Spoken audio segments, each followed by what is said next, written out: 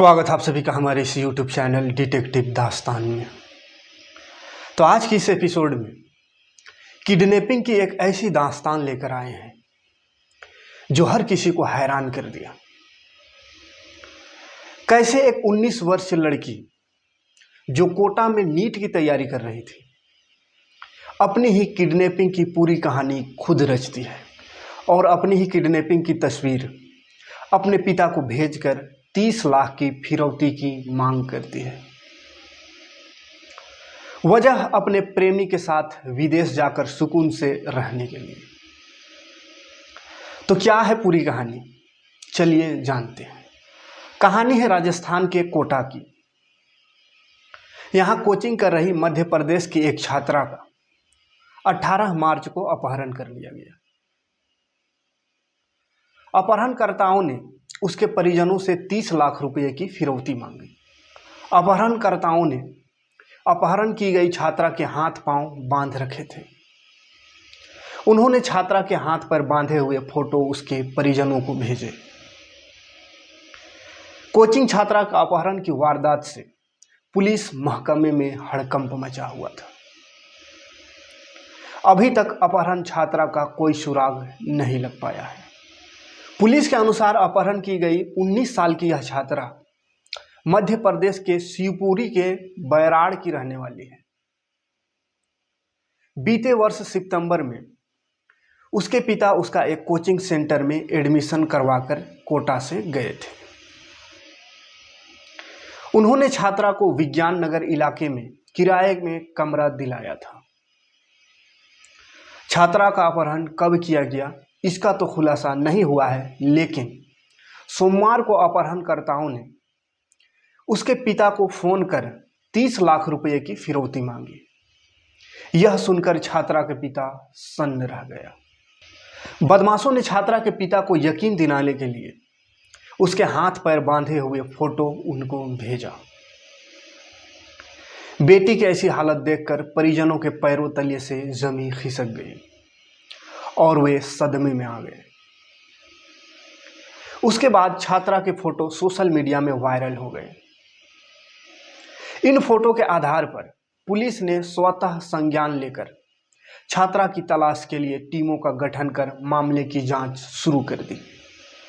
दूसरी तरफ छात्रा के परिजन भी सोमवार रात को ही कोटा पहुंच गए। छात्रा के पिता ने बताया कि उनके पास अज्ञात बदमाशों का फोन आया है। उन्होंने बेटी को छोड़ने के एवज में 30 लाख रुपये का डिमांड की है। रुपये नहीं देने पर बेटी को जान से मारने की धमकी भी दी है। उन्होंने बताया कि बदमाशों ने बेटी को किसी गोदाम में बंद कर रखा है। उसके हाथ पैर बंधे हुए हैं।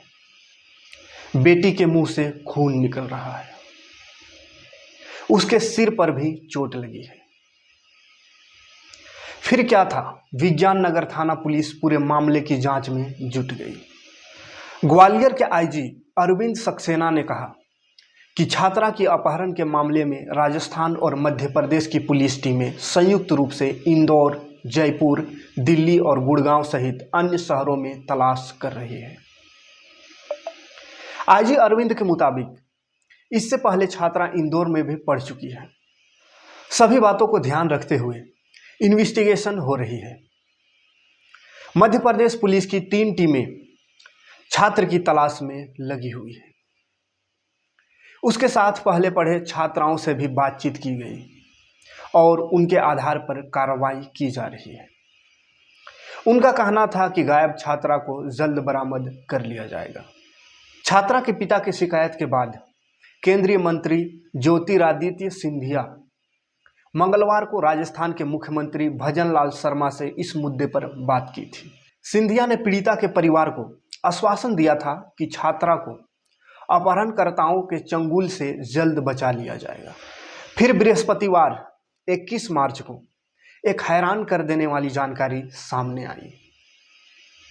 दरअसल राजस्थान के कोचिंग केंद्र कोटा से फिरौती के लिए कथित अपहरण के मामले में बड़ा खुलासा हुआ है। पुलिस ने दावा किया है कि छात्रा अपने एक साथी के साथ विदेश जाना चाहती थी इसलिए उसने किडनैपिंग की साजिश रचते हुए अपनी परिजनों से 30 लाख रुपये की फिरौती मांगी थी।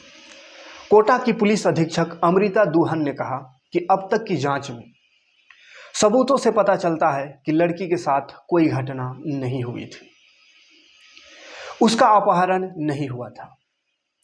अब तक मिले सबूतों से घटना झूठी प्रतीत होती है। पुलिस अधीक्षकों का कहना है कि जांच में पता चला कि लड़की कोटा से लगभग 400 किलोमीटर दूर इंदौर में अपने 2 दोस्तों के साथ रह रही थी।